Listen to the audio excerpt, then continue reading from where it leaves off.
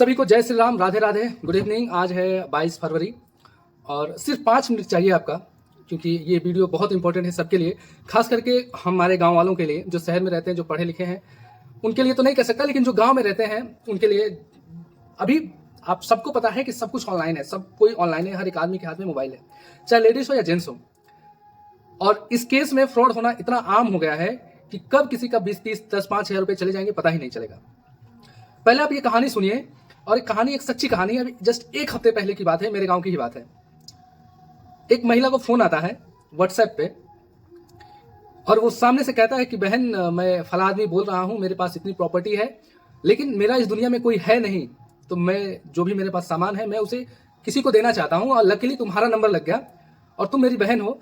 सामान सब पैक है, उसमें कई लाखों का सामान है, और दिल्ली एयरपोर्ट पे पहुंच भी चुका है। ठीक है, अब वहां से कस्टम वाले कुछ पैसे मांग रहे हैं एयरपोर्ट से सामान निकालने के लिए।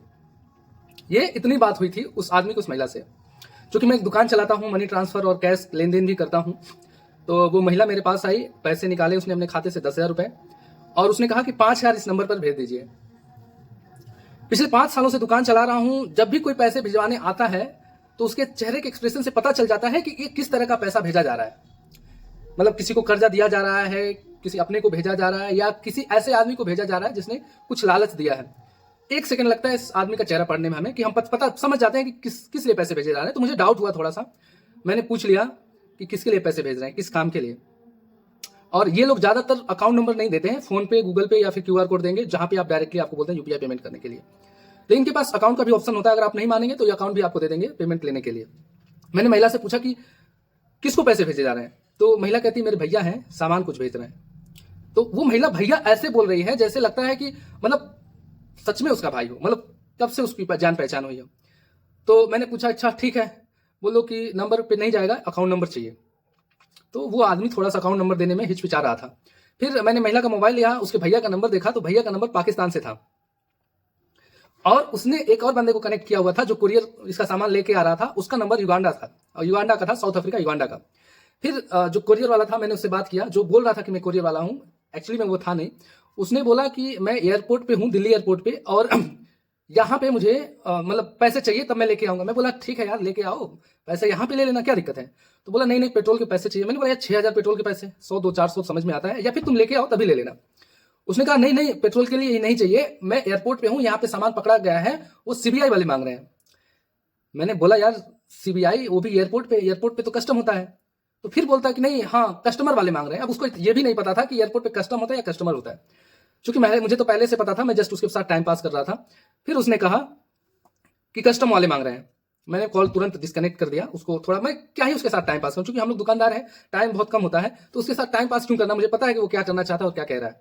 मैंने महिला को समझाया कि देखिए ऐसी ऐसी बात है, मान लीजिए कि आप पैसे भेज दें और उसने अपना नेट बंद कर दिया, तो आपकी बात भी नहीं हो पाई। मतलब जितने भी तरीके हो सकते थे मैंने उसको समझाया। उसके जो पैसे मैंने निकाले थे भेजने के लिए, उसको वापस दिया, वो घर चली गई। अब ये आधा मैटर है, वो घर चली गई। फिर मैं पूरे दिन बिजी हो गया, शाम को बारात जाना था, बारात गया। कल सुबह जब मैं वापस, मुझे याद आया, मैंने सोचा यार चलो एक बार थोड़ा पूछते हैं क्या हुआ, फिर फोन आया नहीं है, क्योंकि वो लोग इतनी जल्दी पीछा नहीं छोड़ते हैं। अगर उनको थोड़ा भी ये मालूम चल गया कि हाँ यहाँ से कुछ मिल सकता है, तो वो लोग कोशिश 100% अपना करेंगे कि कहीं ना कहीं से पैसे मिल जाए। तो मैंने महिला को कॉल किया, पूछा, तो बोलती है कि 5,000 भेज दिया है, और अभी भी उसको ये एहसास नहीं हो रहा है कि उसके साथ फ्रॉड हो रहा है। बोलती है कि 5,000 भेज दिया है, और 6,000 की और डिमांड है, कह रहे हैं कि 6,000 और लगेगा, सामान थोड़ा ज़्यादा बड़ा है, 6,000 और लगेगा। फिर मैंने उसको समझाया, उसके हस्बैंड से बात किया। उसके बाद फिर महिला ने 6,000, मतलब कुल मिला जुला करके 20-21 हज़ार रुपये उसने भेज दिए, क्योंकि अकाउंट में पैसे थे। नहीं, आधार कार्ड से पैसे निकलता, अंगूठा लगाओ और पैसे कहीं से भी भिजवा दो, कोई भी भेज देगा। उसने भेज दिए, और फिर जब इसको एहसास हो गया कि हाँ अब सच लगता है कि ये फ्रॉड है, तो इसने पैसे देने से मना कर दिया। उसने और डिमांड किया होगा, लेकिन महिला ने और पैसे देने से मना कर दिया। फिर वो क्या करता है, एक नए नंबर से कॉल करता है व्हाट्सएप पे, जिसपे इंस्पेक्टर का DP लगा, पुलिस वर्दी में एक पुलिस वाला होता है, उसका DP लगा होता है, मतलब पूरा डिजाइन किए रहते हैं उसका प्रोफाइल पूरा। और वो कॉल करता है कि मैं फला बोल रहा हूँ, इस डिपार्टमेंट से बोल रहा हूँ, तुम्हें जेल हो जाएगी, ये हो जाएगी, वो हो जाएगी, तुमने ये, मतलब जितना हो सकता था उसको उतना डराया गया। हाल ये हो गया सिर्फ 2 दिन के अंदर कि सुबह का बना हुआ खाना घर में इतने परेशान हो गए लोग कि खा नहीं पा रहा था कोई। और एंड में ये हुआ कि उनको आकर के सिम नया लेना पड़ा, वो सिम बंद करना पड़ा, नए नंबर से व्हाट्सएप चालू करना पड़ा। तब जाके ये मामला थोड़ा शांत हुआ। तो कहने का मतलब ये है कि देखिए, आजकल जो हमारे यूपी के जो पूर्वांचल के गांव हैं, लोग बाहर रहते हैं, बम्बई, दिल्ली, थाईलैंड, दुबई, जहां भी रहते हैं लोग, लेडीज लोगों के खाते में पैसे आते हैं जिनके पास एटीएम और आधार कार्ड सर्विस अवेलेबल होता है, जहां से वो पैसे निकाल सकती हैं। तो वो सोचती भी नहीं है, क्योंकि उन्हें लगता है कि चलिए क्या ही हो जाएगा, कुछ मिल ही तो रहा है। आखिर पैसे थे उस महिला के अकाउंट में, तभी उसने खर्च किया, तभी उसने भेजा, अगर नहीं होते तो नहीं भेजता। तो कहने का मतलब ये है कि पैसे रखिए, कोई दिक्कत नहीं, लेकिन थोड़ा समझा करके। 5,000, 10,000, 1,000, 2,000 कितनी मेहनत से आता है, जो कमाता है वही जानता है, और वो चुटकियों में उड़ा लेते हैं।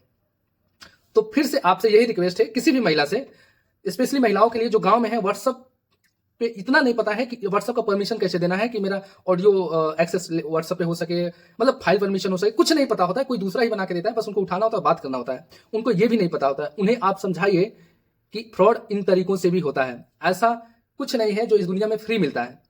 तो सतर्क रहिए, सावधान रहिए, और अपनों के साथ इस वीडियो को जितना हो सकता है उतना शेयर करिए। उन्हें बताइए कि इस दुनिया में कुछ भी फ्री नहीं है और फ्रॉड किसी भी मिनट में हो सकता है। सतर्क रहिए, सावधान रहिए। जय हिंद।